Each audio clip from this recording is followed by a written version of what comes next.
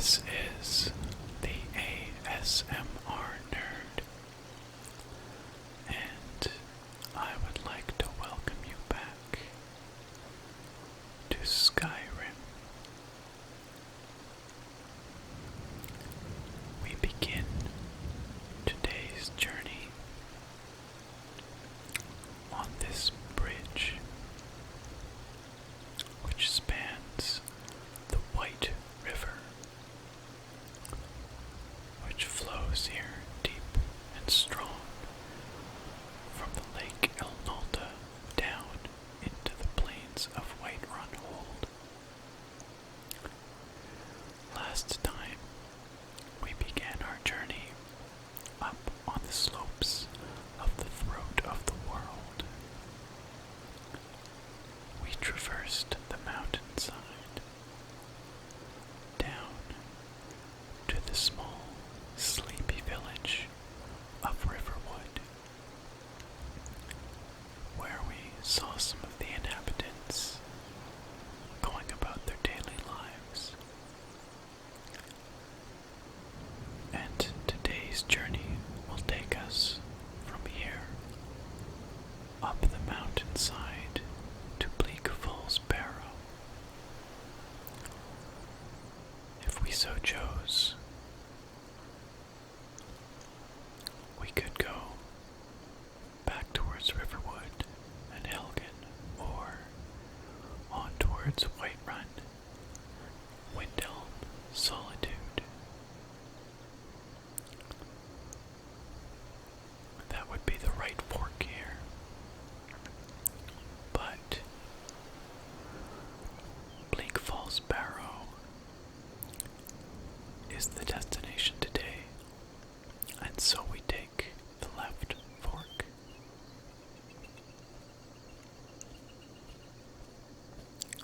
It winds its way up the hillside.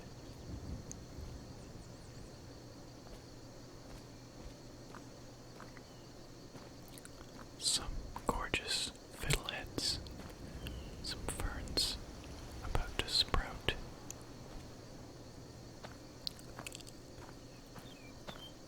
Lots of ferns, lots of vegetation in this region of Skyrim.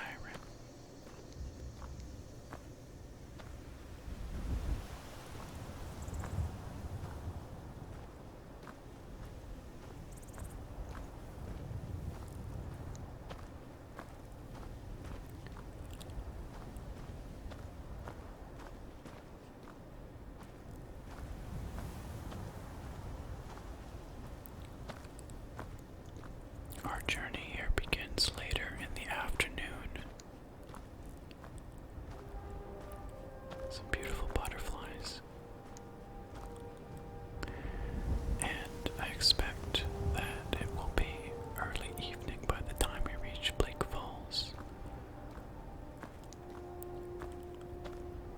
Mushrooms growing on this old fallen tree.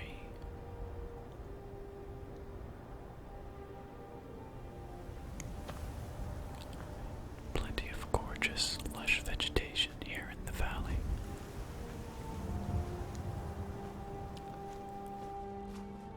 And some wolves nearby, as is so often the case. Just off the path here to the right.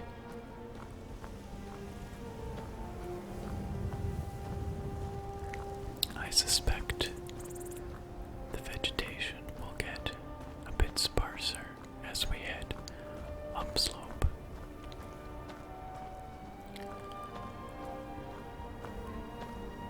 In fact, I can see the snow line ahead.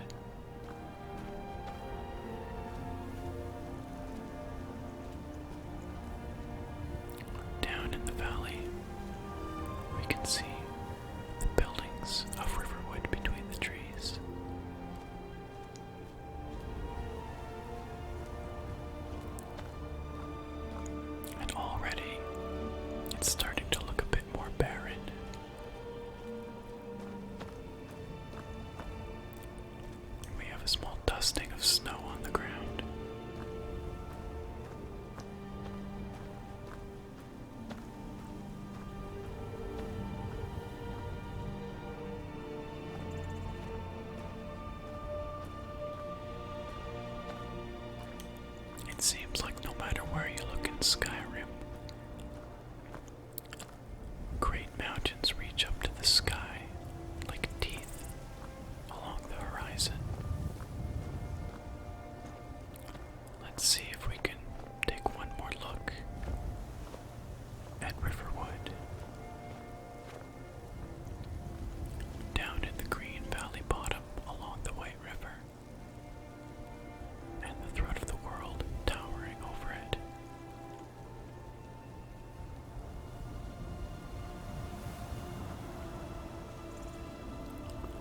Let's carry on.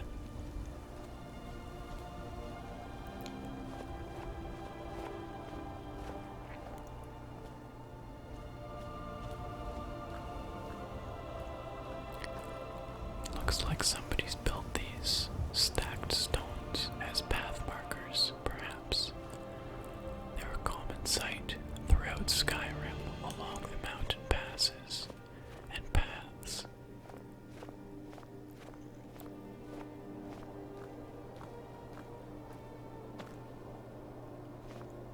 The wind is starting to pick up as the evening falls and we climb higher up the path.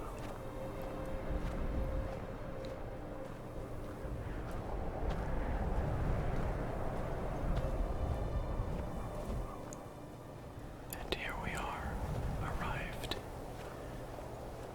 at the foot of Bleak Falls Barrow, a massive ancient Nordic ruin, one of the most beautiful and elaborate in all of Skyrim. It's quite windy up here on the saddle of these mountains. Here we can overlook the plains of Whiterun.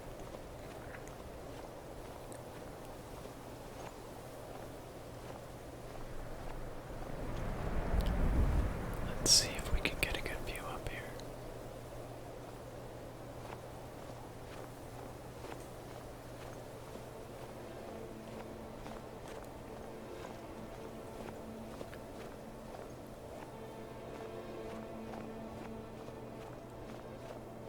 Down in the valley bottom, we can see the tundra and the mires and ponds stretched out like a series of jewels. Whiterun itself lies nestled in the tundra, and the moon hangs above as evening falls across Skyrim.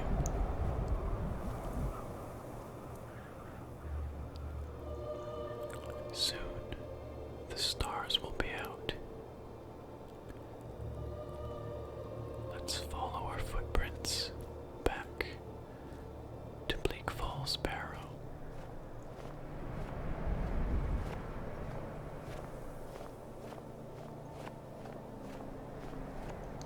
The silhouette of High Hrothgar visible in the distance.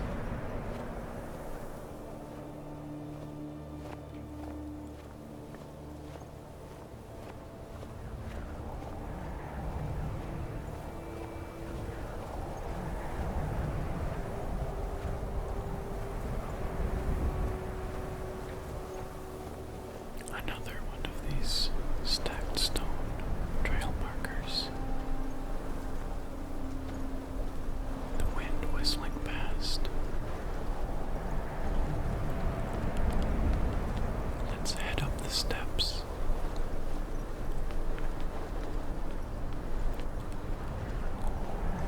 Bleak Falls Barrow is a temple built by the ancient Nords who worshipped the dragons as gods, and as such, much of the ornamentation is draconic in nature.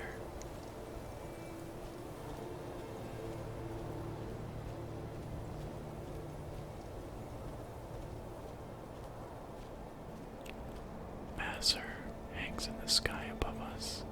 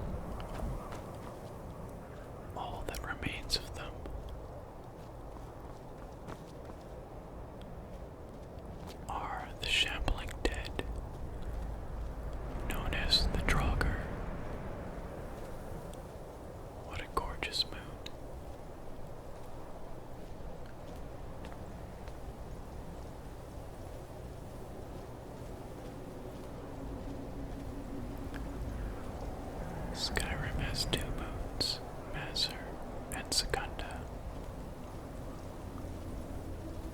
I think we have Mazur in the sky right now. Perhaps Secunda, the smaller of the two, might come out later on.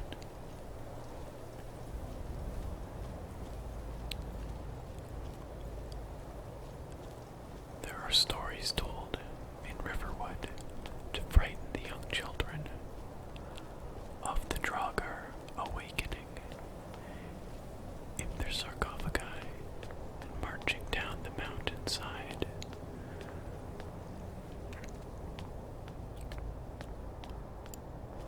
With what I've seen in my travels, I'm not so certain they're just stories. The dead do walk in Skyrim. It's nothing to be trivialized.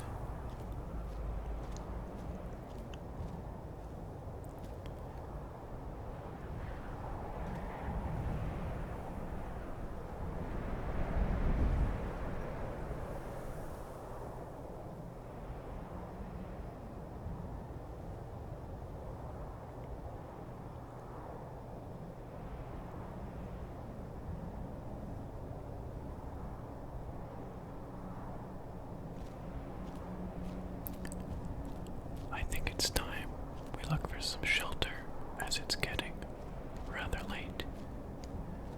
Perhaps there will be a place to spend the night just inside the ruins here. Let's take a look.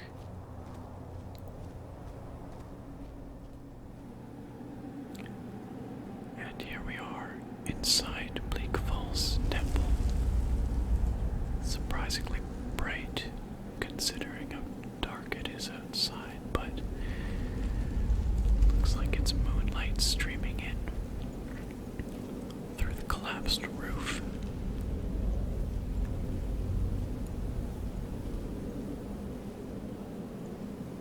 This temple has obviously seen better days, but the fact that it still stands at all is a testament to the skill of those who constructed it.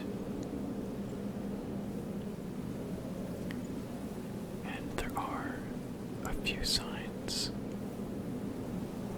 of recent habitation.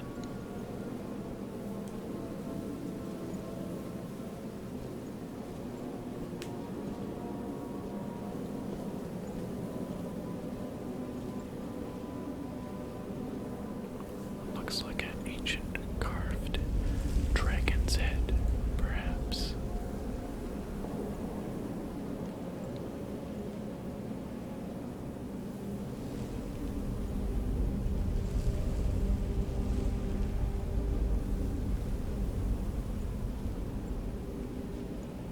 Let's head a little bit further in and see if we can find somewhere appropriate to spend the night.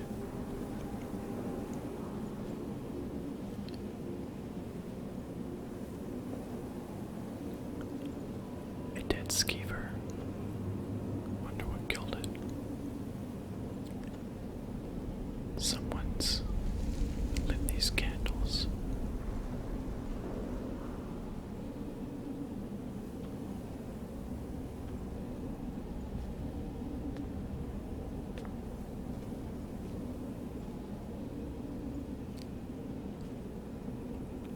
A lit campfire. Some sleeping skins. Even a stack of firewood. It's pretty clear that someone was here recently. A chest. There doesn't appear to be any sign of the inhabitants, however.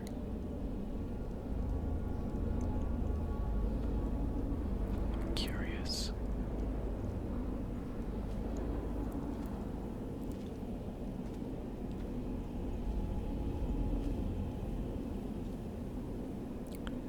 What do we have here? I see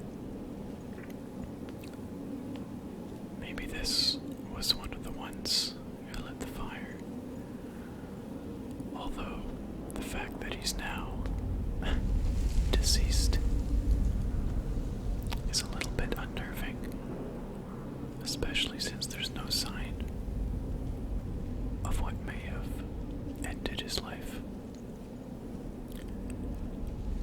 However, beggars can be choosers, and I think it would be foolish to go back out into the night.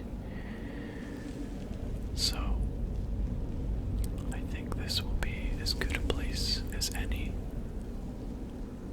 to rest. We'll just have to be cautious